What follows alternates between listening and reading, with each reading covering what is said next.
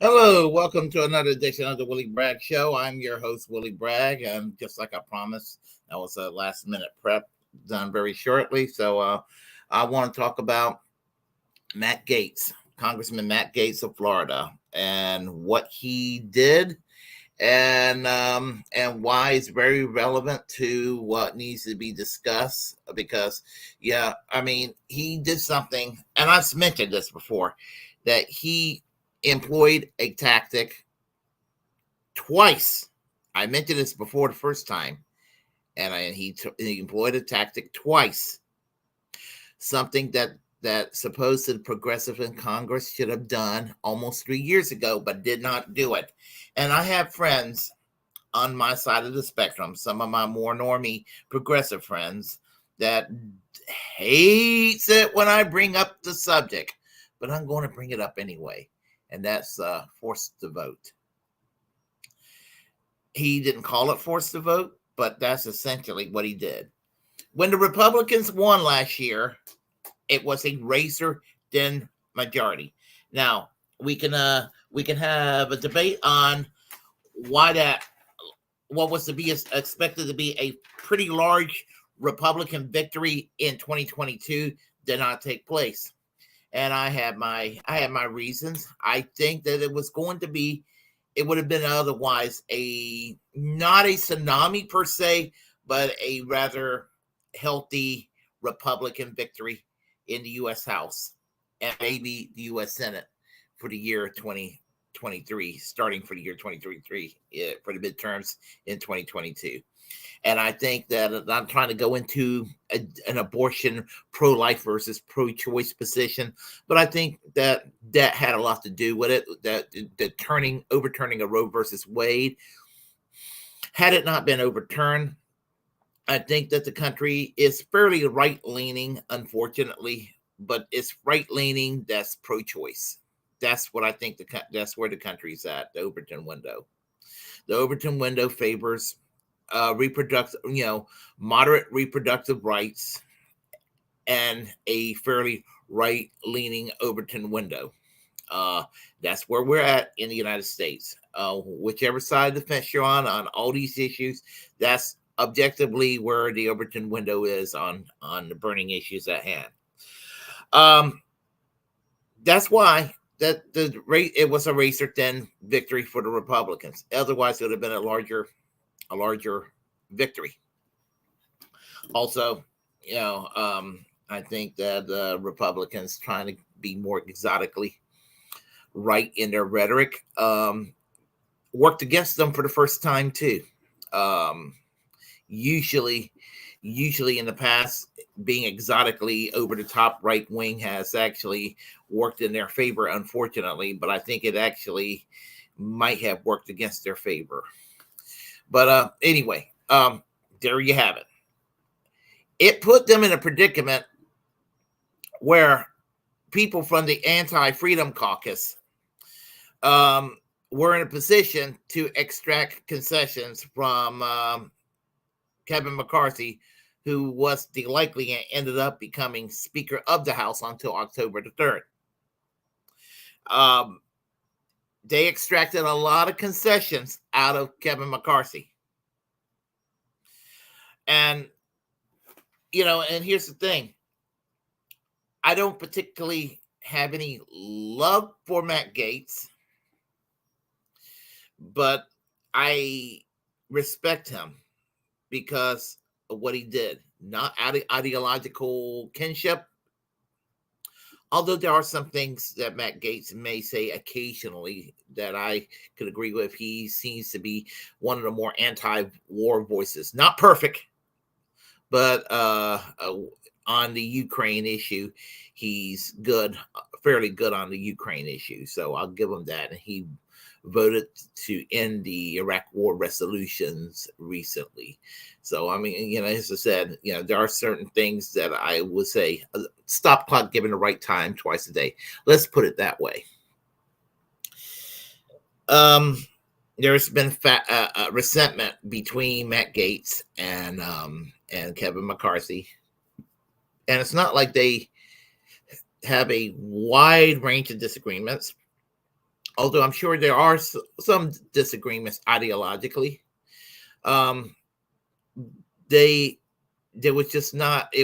He was governing too centrist in the eyes of Matt Gaetz and the rest of the anti-freedom caucus. This is not the first time this happened. John Boehner had this problem when he was the speaker a decade ago. Paul Ryan also had the same problem when he was Speaker of the House. They were just too rambunctious. They were the ones causing the ruckus, a kind of ruckus I do not like per se, but they were causing a ruckus. Alexandria Ocasio-Cortez promised to raise a ruckus in 2018. And I bought the song and danced about AOC at one time. Today, I look at her with other than her physical beauty, underneath the physical beauty. Sorry to objectify women, folks. As on a policy basis and on her principle stand or lack of principles, I look at her as just another disgusting Democrat. And this is not one of those, I'm here to sit there and bash on Democrats for the sake of bashing Democrats. But it would have been nice to have Alexandria Ocasio-Cortez and what would be termed as the squad, and a couple of adjacent members of the squad, another 10 or 12 members of the House who were friendly to the squad, that could have banded together to extract concessions out of Nancy Pelosi. And yet, they were too cowardly to do this. Now, the guys from Due Dissidence said that if this would have meant just her, Nancy Pelosi, being ousted out of the U.S. House of Representatives, out of the speakership, that would have been in itself a positive thing. And honestly, if force of vote would have failed, in the sense that Nancy Pelosi would have not buckled and they would have just sat on their hands and not vote for her, and she would have been punished by having her speakership defeated, that would have been a positive thing. It would send a message: do not fuck with the left. And that's what needs to be resonated. Now, the guys from Due Dissidence said, Keaton and Russell said that it may cause short-term harm to the Democratic Party, just as was what Kevin McCarthy, that's just as what Matt Gaetz have done, may cause some short-term harm to the Republican Party, but they see the bigger picture. And it shouldn't be about party. It should be about policy, getting certain ideas through. And so, in that regard, that's what Kevin McCarthy did. That's what I keep saying, Kevin McCarthy, referring to. I meant to say. That's what Matt Gaetz did. So this guy, Matt Gaetz, what he did, he went and he a second time put out, basically worked to oust out the speakership of Kevin McCarthy. And Kevin McCarthy had his ass reamed. And I tell you, I think it was wonderful. It was wonderful. Because, those in the mainstream media who are like so worried about Kevin McCarthy, what have you. Why? He is part of the problem in that damn city. He is part of what they call the swamp. Why would you be happy about that? I certainly wouldn't. So, and for some reason, I am not getting a photo that I need out of this. Why not getting a photo? I'm going to make an attempt. So, anyhow, we're going to try. I'm getting Jim Jordan. That's not what I'm trying to get. But anyway, we will talk about Jim Jordan in a second. Let me try that again. I'm so sorry.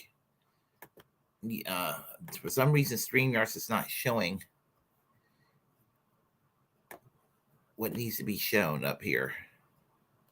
Here we go. So Kevin McCarthy had his ass reamed to him, and it couldn't happen to a shittier guy. I mean, he's just considering that Marjorie Taylor Greene, who's worse than Matt Gaetz, by the way, is an ally of Kevin McCarthy, tells you why you should be happy that Kevin McCarthy went down in flames. Good. I'm glad. Good riddance. So here's the thing. The Republican Party's in disarray because they need a new speaker. Who's going to replace him? Who could replace him? And some names have been floating around. John Scalise of Louisiana has been a possible name. Typical, typical run-of-the-mill, Republican from the South. No thanks. No thanks. I'm sorry, I'm culturally prejudiced that way. We had too much of that around. From Ohio, I believe he's from Ohio. Jim Jordan, somebody who's snarky and an asshole and arrogant, and who have no reasons to be. No thanks. And here's the clincher. Somebody started recommending no other than Donald Trump to be Speaker of the House. Now, it was said that was suggested to trigger the liberals. I don't know if I would necessarily be opposed to that, and I'll tell you why.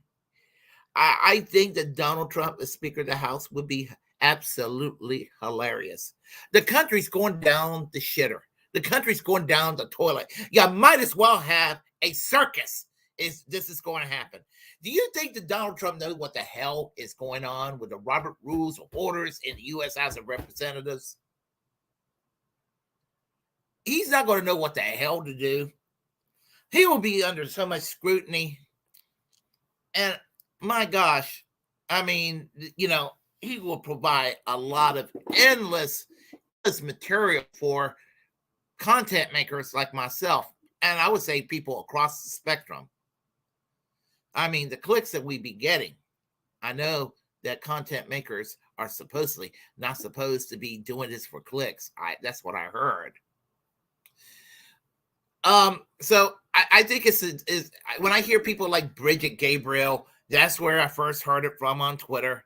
That idiot, her saying that she would love Donald Trump to be Speaker of the House, and all these Trump sycophants out there. I don't exactly suffer from Trump derangement syndrome, but he's such a goofball. I say, why the fuck not? Go ahead and make him Speaker of the House. I don't think that there's the harm that's going to be done can't be stopped. You might as well laugh about it. But on a serious note, if we can talk about speakership, it is true. You do not have to be an elected member of the U.S. House of Representatives to be a Speaker of the House in this country. Just as you don't have to be a lawyer, apparently, to be a Supreme Court justice. That's kind of strange. I know. But that's how it is. So who should be the Speaker of the House? And I'm going to give you my recommendations because that's just what I want to do. And let's see, we could start with we'll start with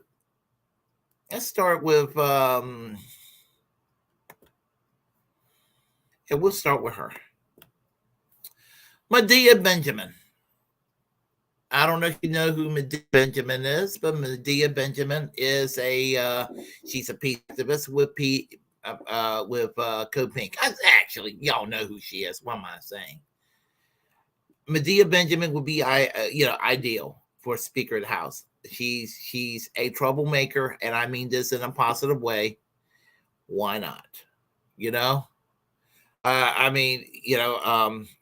I saw her speak at the Assange rally back in last year, and I say, why the hell not? Yeah, why the hell not? So we could have her as Speaker of the House. Just a suggestion. Or we could go with, and she's from Workers Strike Back, so let's try Shama Sawant. Why not? I mean, I think it's good to have a radical labor voice. She was a city councilwoman in Seattle, Washington. She's responsible for the $15 an hour national minimum wage movement because Seattle was the first city to go with $15 an hour, and she was responsible for it. And they try to recall her election for city council, and they spend several $1 million to try to remove her from city council. It couldn't be done. And here's the thing: she is such a rebel rouser that even though she's in the Trotskyist group, Socialist Alternative, she's also in Democratic Socialists of America, and she called for the expulsion of Alexandria Ocasio-Cortez for busting a rail strike last year. This is what we need in the U.S. House of Representatives. In some ways, I would say that she might be, at this point, she might be my. She's probably tied with the ultimate person that I have listed last here. But I'm just thought about that just now. But she's right up there. I would say Kshama Sawant of Seattle, Workers Strike Back. I think she'd be also very, very ideal for Speaker of the House. She ain't no Nancy Pelosi. So there's her. We can try somebody else. Everyone, please feel free to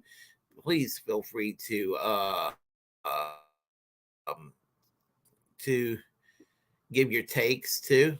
So how about Garland Nixon? Garland Nixon, he's a First Amendment activist. And again, I saw him speak at the same Assange rally last year. I saw him speak at Rage Against the War Machine, and I subscribed to his channel, follow him on Twitter. Of course, Twitter gave him the axe when Elon Musk took over, but he finally got his account back. And for what? For making a so-called tasteless joke about Anthony Blinken. Such bullshit. But I would say that he's a good choice to be Speaker of the House.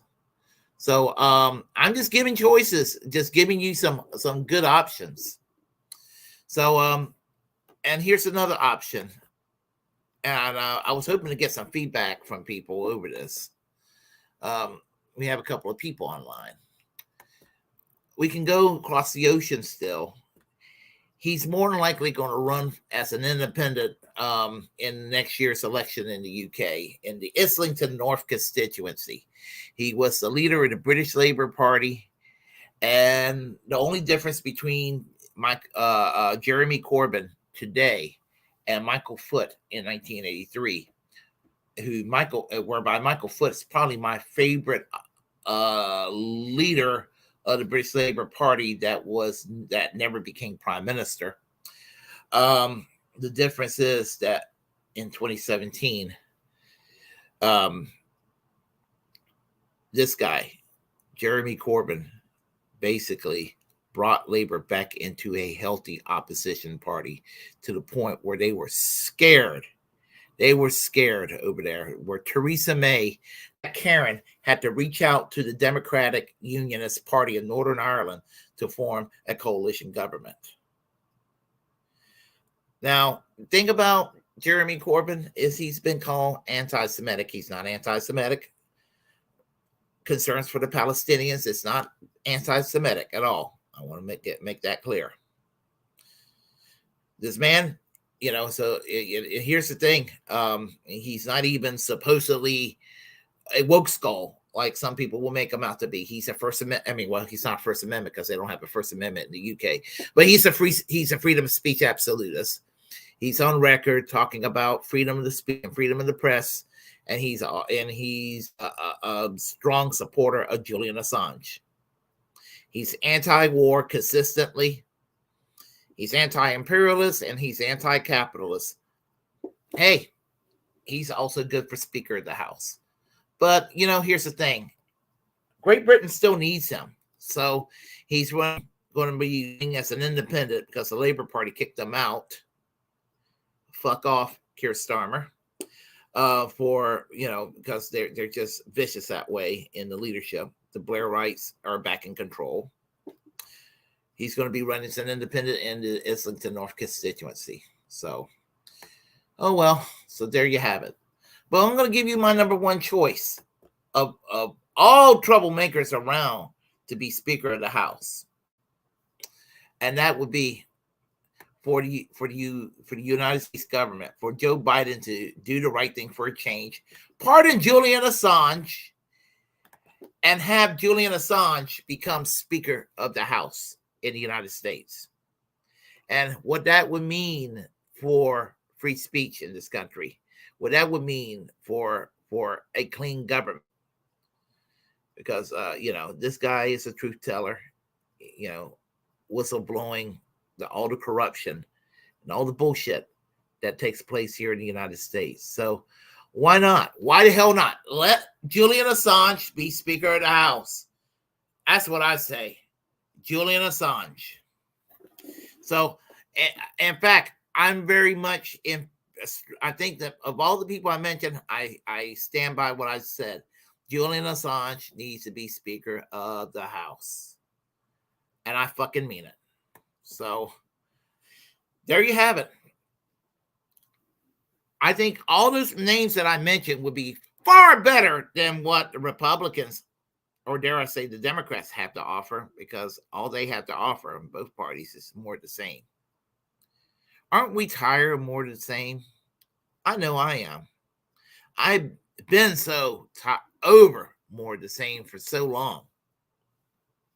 So anyway,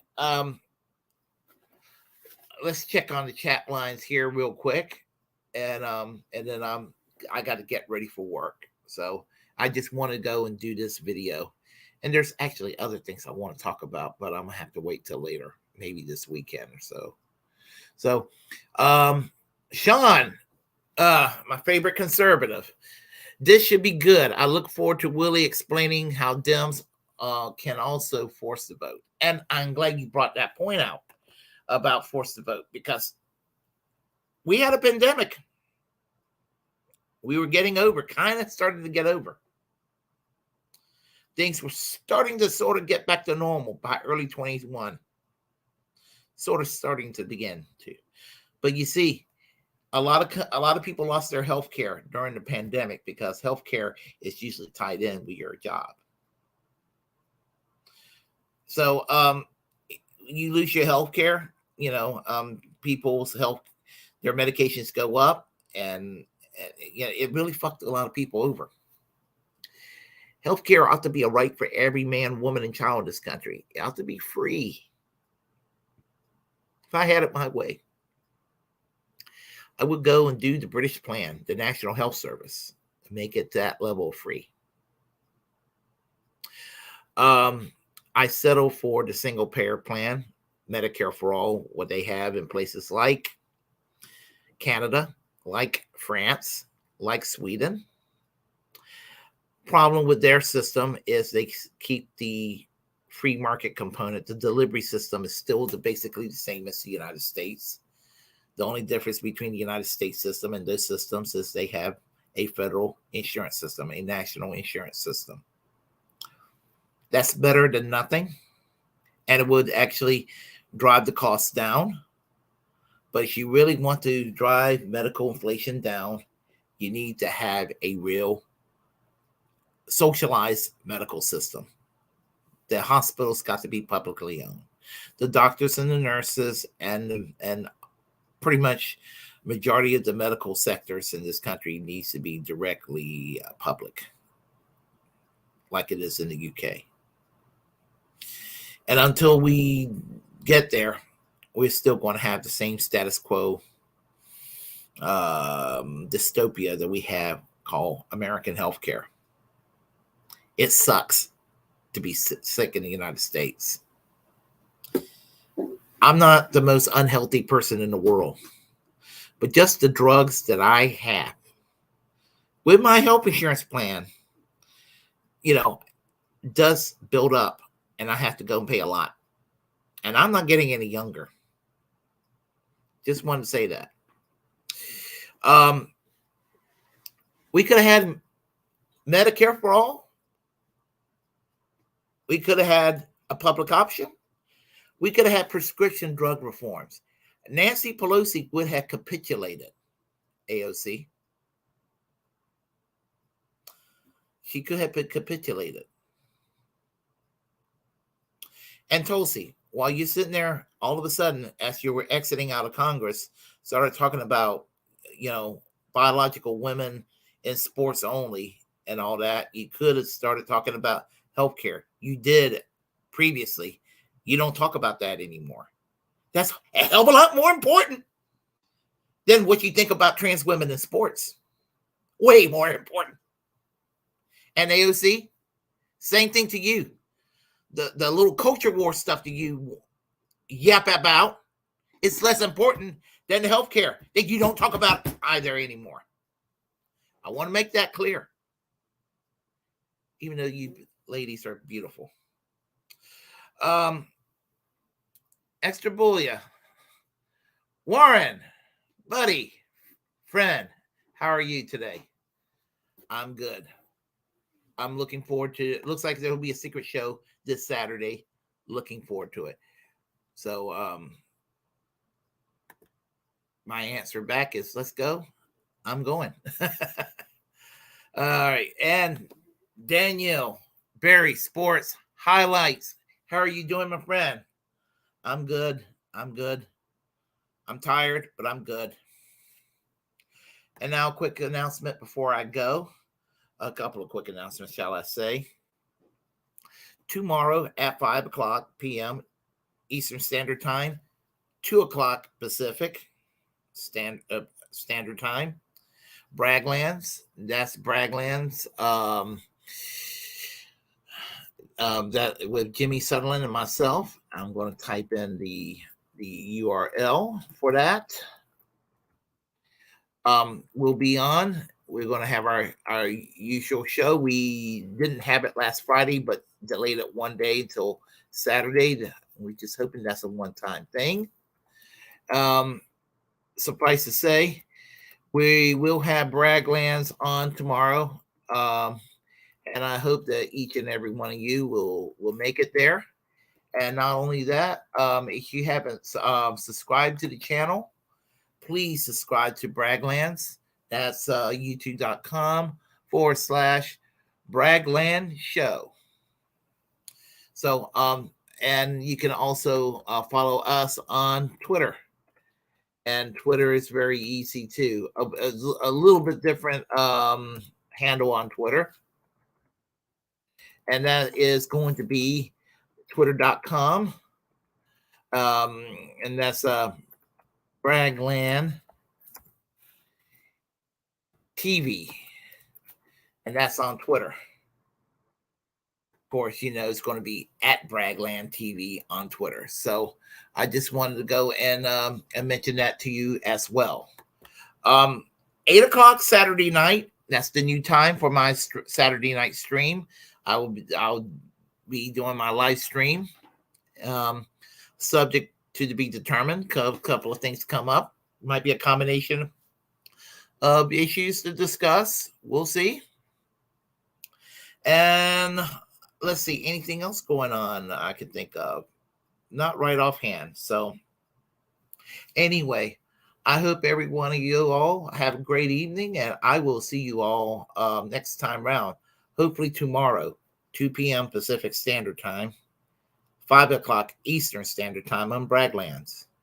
Y'all take care. Bye-bye.